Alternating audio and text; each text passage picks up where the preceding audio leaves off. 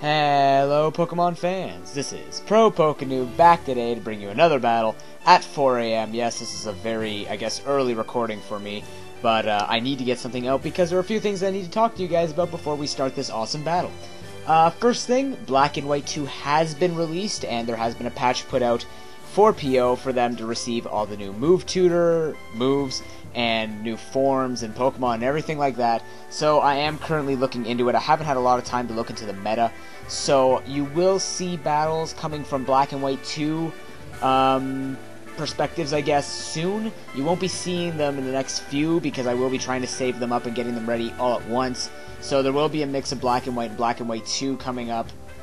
It's also messing with my team building a bit because it's affecting the meta and stuff like that, and I don't really know what necessarily works on what Pokemon or what Pokemon get what moves, right? So it's going to take a little bit of research for me, but I will promise you new stuff. On the topic of team building, the teams have been working well. Shino Nara, this is specifically for you. I haven't sent you a PM because I've been really busy, but I did build that Uber's team, so I do have all the tiers pretty much with a new team. They're all in testing right now. You guys will see a lot more new stuff, hopefully, if this new patch saves, because I know it has been having saving issues for me and a few other people, so just trying to work through that. And last thing quickly, there haven't been a lot of good battles that I have saved up, so that's one of the reasons why I haven't been uploading a lot, but also because I just haven't had a lot of time. I've been just kind of relaxing and getting stuff like school and part-time jobs and stuff like that organized, so I haven't had a lot of uploads lately, but I will try and bring them a little bit more frequent than every 3 or 4 days. I do like uploading a lot still, and I know you guys watch this not necessarily for the battles, but also for the narrating and the fun that we have here on Poe, so, sorry, Pone, not Poe. Wow, 4 AM. Anyways, so I'm going to try and get in a little bit more, but now let's get to the battle. This is a standard UU match against a person by name of AK Mugiwara. Looking at the teams, we are both running a non-UU Pokemon. Him, the Gorbis, me, the Whimsicott. You guys know my team. This is the UU priority one, basically abusing +1 moves. His team is not looking very threatening. I mean, Raikou does scare me a little bit, but I do have the appropriate checks for these Pokemon. But in the ways it leads, I remember specifically, this was back in April, but I remember specifically this battle intrigued me because it looked pretty offensive, but I was thinking there had to be a couple of bulky Pokemon in here somewhere.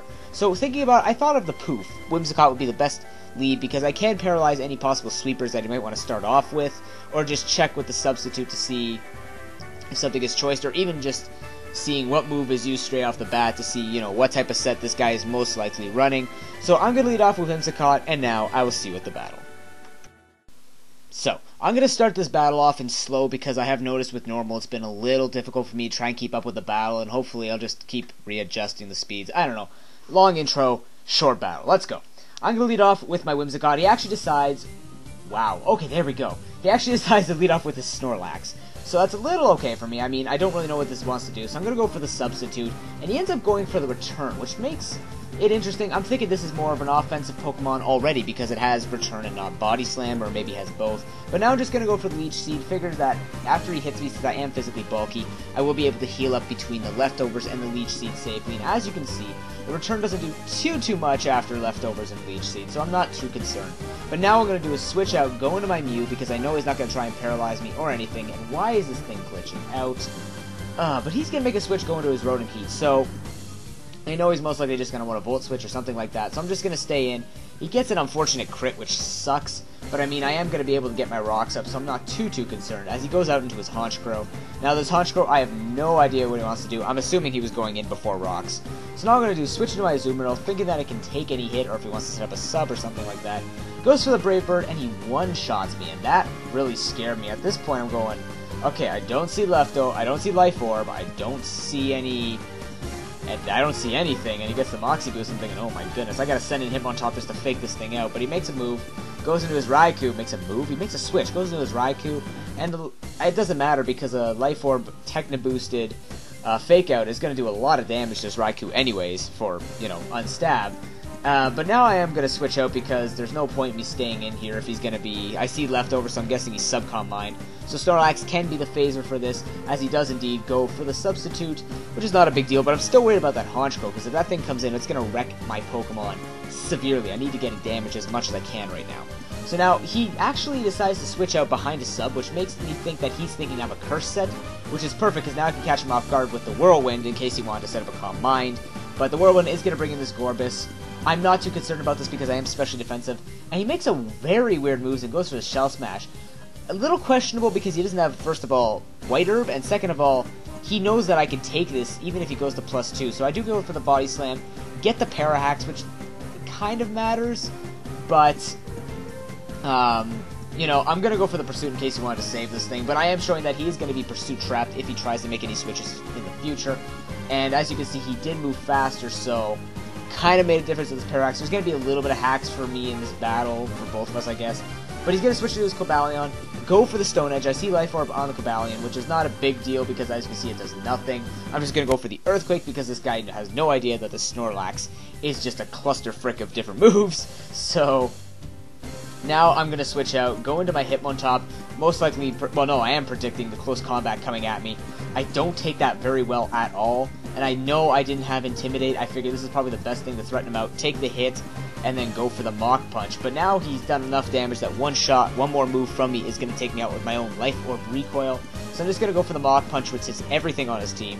He's going to switch into Rotom Heat, which is going to take the hit not very well, and it's going to kind of lock him in because now, if he remembers, I'm going to be able to go into my Whimsicott first, because I want to see what move he's going to go for with the Substitute, and he actually decides to go for Overheat, pretty much figuring this is going to be his second last or his last time staying in here. So now that I know he's going to be locked into Overheat, I'm going to switch out into Snorlax, and if you guys remember, I know I've revealed Pursuit, but between the -2 special attack and the fact that it's a fire move and I have Thick Fat, this Overheat is going to do absolutely nothing to Snorlax. This is perfect. His Scarfer is going to be locked in, and I'm going to go for the Pursuit in case he wants to switch. If not, I'm pretty sure Pursuit with Max Attack, Adamant Nature can take him out. As you can see, he tries to switch it out, but I know he's going to do that, so I'm going to go for the Pursuit and take out that Rotom Heat, which is absolutely perfect, because now he's going to have to switch into something that's going to die. He switches into Honchkrow. Now, this was questionable because that's scaring me because I don't know what this Honchkrow is. I'm thinking it's banded just based on the damage that it does. And again, I don't see Life Orb unless he's running something like the Sharp Beak or something like that. This is doing a lot of damage. So what I decide to do is leave this thing in for Death Fodder because I do have a lot of HP, and I'm figuring between between the recoil with Brave Bird and just a couple of Pokemon foddering themselves off, I should be able to take it out with its own damage. So now I know it's at a very low amount of HP, not that much, it should be a little bit lower, because what I'm going to do is go into Whimsicott and make a Substitute, and what I'm actually going to do is make Honchkrow's Recoil actually take itself out upon my Substitute. So that's exactly what's going to happen. He's going to go for the Brave Bird again. I'm guessing he's banded just based on that damage, and he never answered me, so I don't know. But I am able to take it out by setting up a Substitute and just watching it die. So now he's going to switch into Raikou. The main goal at this point is just to get Paralysis on this because that's the only status I can get onto this thing with my team. So I am going to get the Stun Spore off, which is perfect, as he decides to go for the Shadow Ball to take out my Whimsicott. It's a good thing he didn't go for the Substitute because that could have changed the battle up completely, but at this point he's just going on the offense because he knows he has to, and I am running out of Pokemon. So now I am going to go into Frostlass. I'm going to go for the Shadow Ball because I figured this should be able to take it out, but no, it brings it very low, and he's going to actually be able to take me out with his own Shadow Ball. Gets a crit, doesn't matter, I don't have any investment whatsoever, it shouldn't matter, I don't think. I'm not doing damage calcs though. So now it's down 3-1, I have my Mew left, I have to go on the special side, the non-priority Pokemon, the only Pokemon that has special moves on this team just to cover for the fact that it's completely physical otherwise. I'm going to go for the Combine, and he gets Para-Hacks. Matters, kind of, as you will see, because the extra damage that he could have did with Raikou would have changed this battle. But anyways, I'm going to go for the Aura Sphere, get a crit on this Raikou, which does not matter. I am at +1. And I was kind of hoping after +1 special defense to be able to take Raikou's hit. But now he's going to switch to his Cobalion. And this Cobalion, if you guys will take note, he is going to go for the X-Scissor, and he is going to move first because he has better high base speed. And as you can see, X-Scissor would have did a lot of damage. And if Raikou had hit me with the Shadow Ball, I'm pretty sure he would have won this. But now I'm going to go for the Aura Sphere, get another crit, which doesn't matter. And I'm actually going to finish this battle off in style, or he's going to finish it off in style. Coming to his Snorlax, which is his last Pokemon. And I'm going to just go straight for the Aura Sphere, because I figure it's the strongest thing I can do to him. And as you can see, it is going to be a 2-hit KO. And this is very interesting because, as you're going to see, I'm going to get extremely lucky with min damage, I think, as he goes for the return. And I'm going to live with 2%, but now you guys saw that 40% was done last time. I'm going to go for the Aura Sphere one more time, hoping that I don't get min damage and I get the same amount of damage, and I'm going to get a crit. Now, obviously, triple crit on his last 3 Pokemon, which was, first of all, only one of them mattered, which I'm pretty sure is this one, the most important one, obviously. It's questionable because if 40% was max damage, that he could have easily taken that, but obviously there was a little bit of hacks there with him not being able to hit me with the Raikou. But you know what? It was an excellent game nonetheless, Mugiwara. Comment, rate, and subscribe, everyone. I hope you enjoyed this battle. New teams will be coming soon. I won't hold you up. I hope you all enjoyed this. And Black and White 2 is definitely going to change what's going on, and I'm definitely excited because there's a whole lot of new ideas coming out.